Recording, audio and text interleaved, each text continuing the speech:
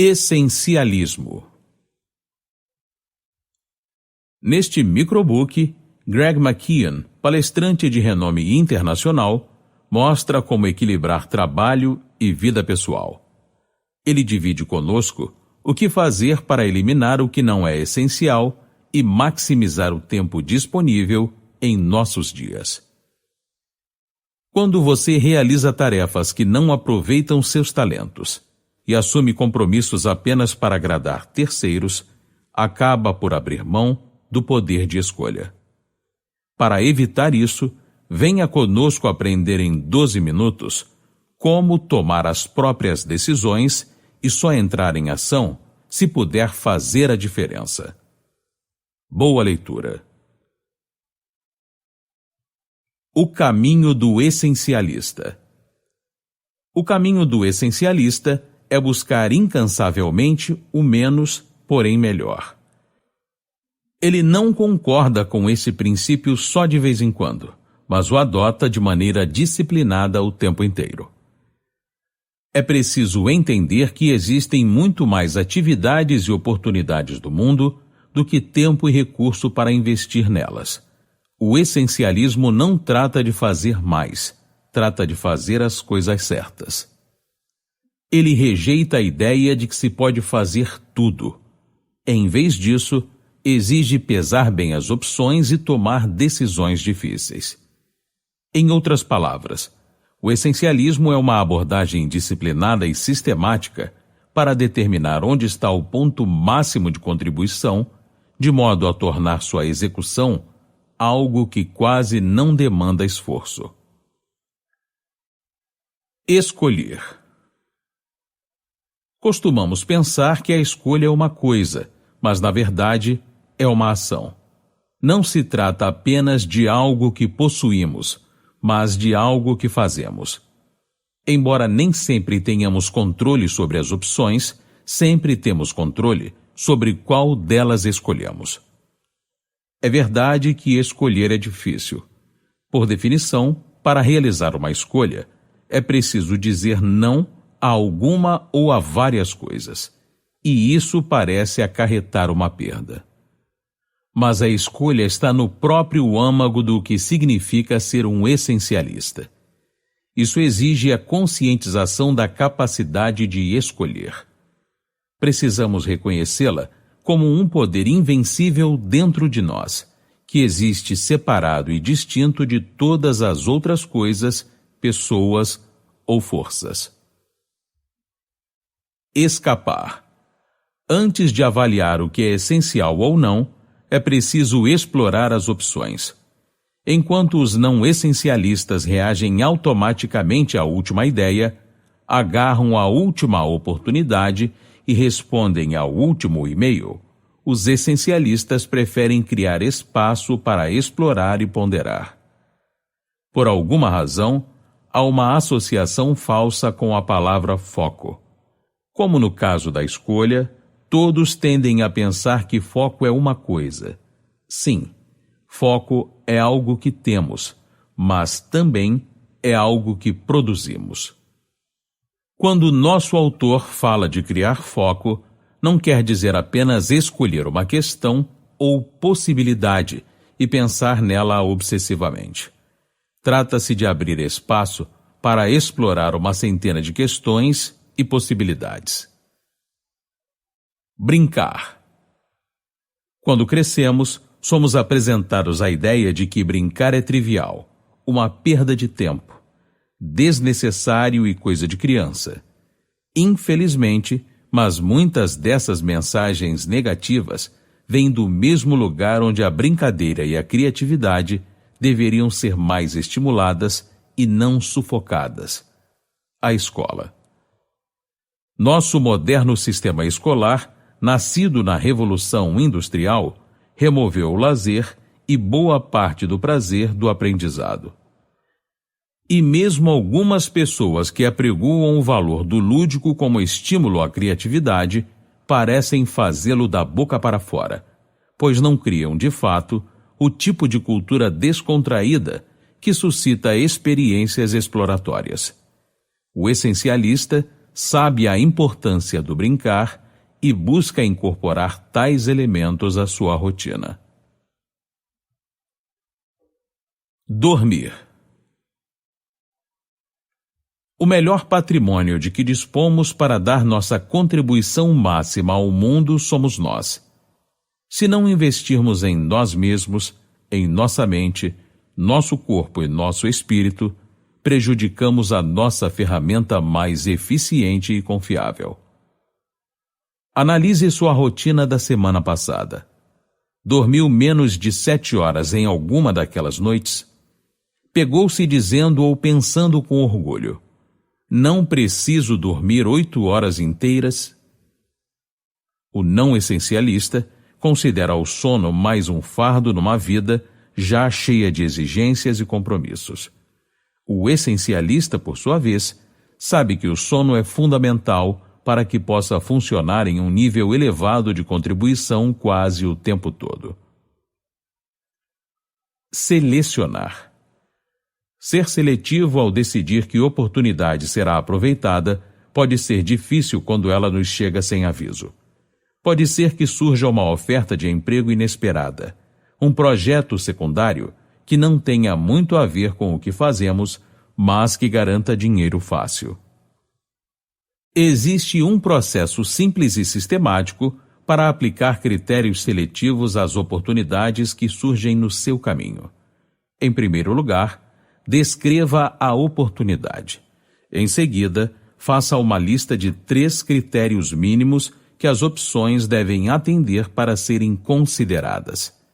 Depois, faça uma lista de 3 critérios rígidos ou ideais. Por definição, se a oportunidade não passar no primeiro conjunto de critérios, a resposta é obviamente não. E se também não passar por 2 dos 3 critérios rígidos, a resposta continuará sendo não. Ousar. Embora se conformar com o que os outros membros do grupo esperam de nós, o que os psicólogos chamam de conformidade normativa, não seja mais uma questão de vida ou morte, esse desejo ainda está profundamente entranhado.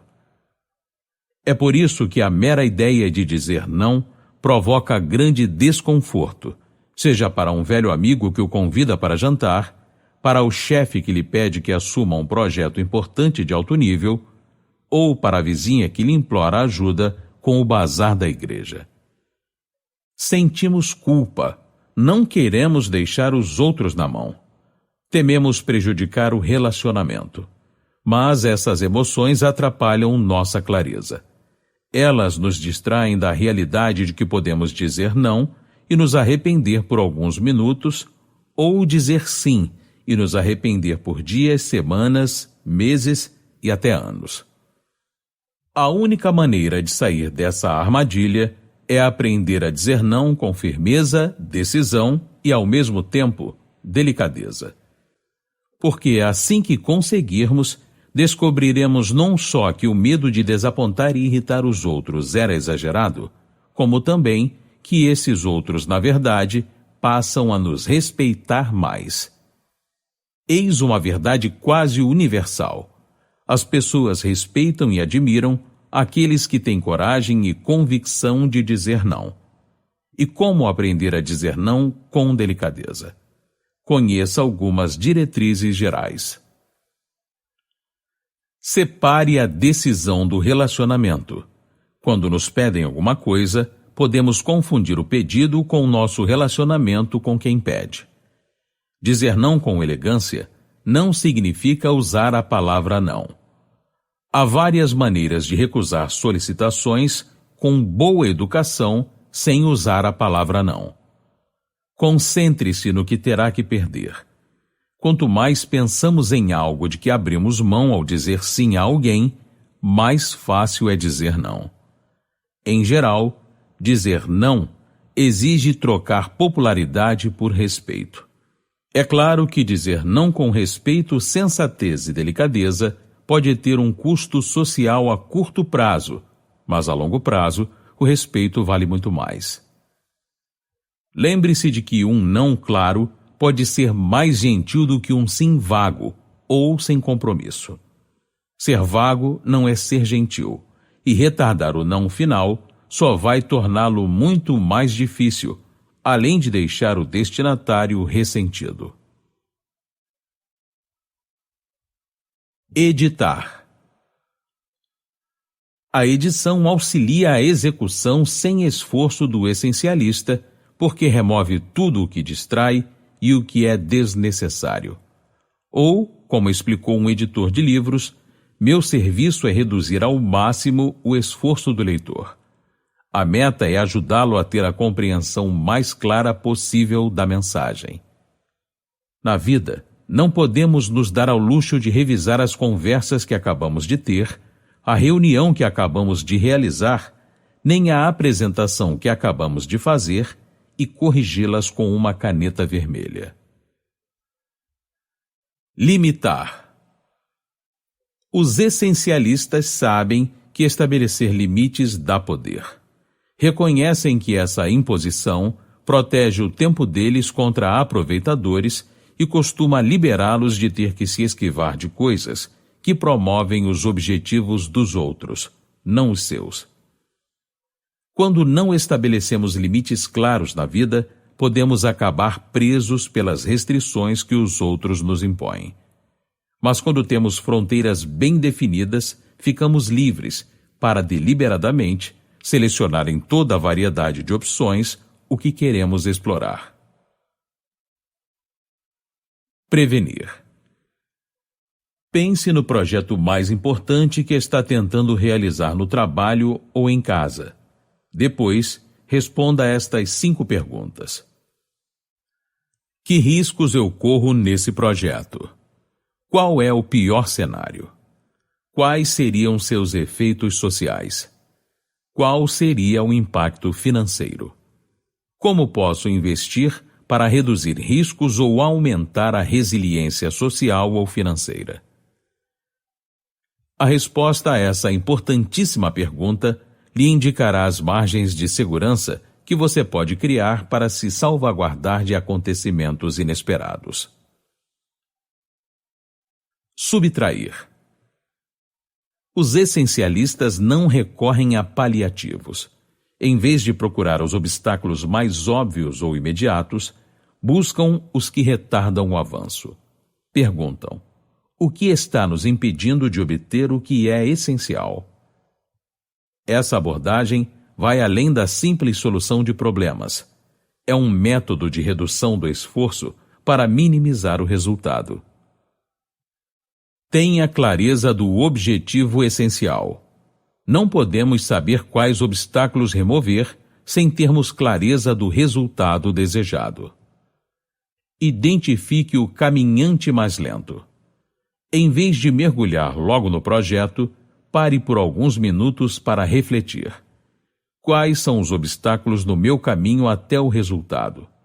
Faça uma lista desses entraves. Remova o obstáculo. Isso não precisa ser difícil nem exigir um esforço sobre-humano.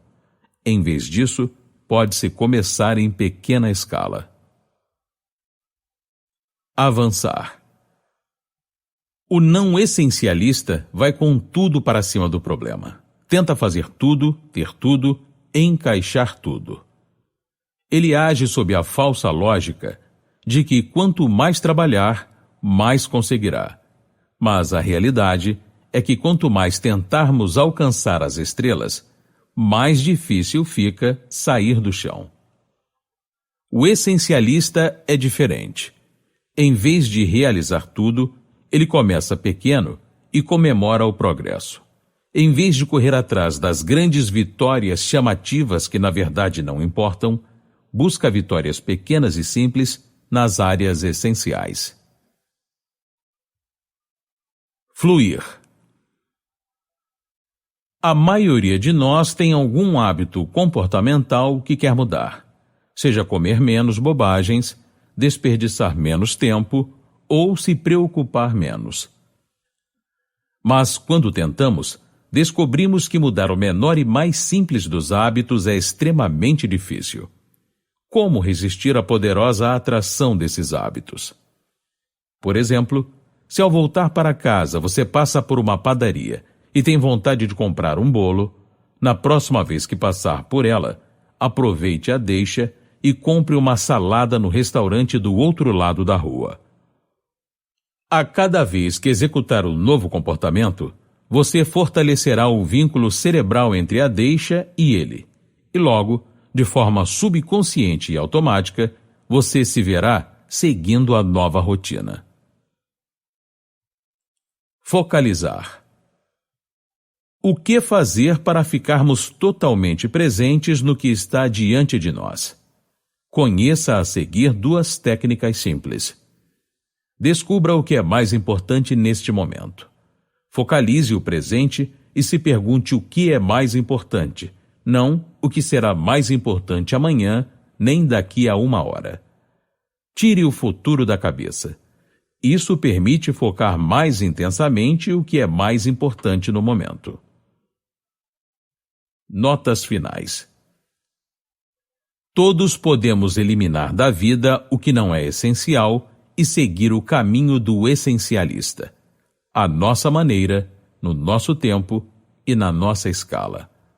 Todos podemos levar uma vida não só de simplicidade, como de grande contribuição e significado. Há 2 maneiras de pensar o essencialismo. A primeira é vê-lo como algo que se faz de vez em quando. A segunda é pensar nele como algo que se é. Na primeira, o essencialismo é mais um item acrescentado a uma vida já cheia.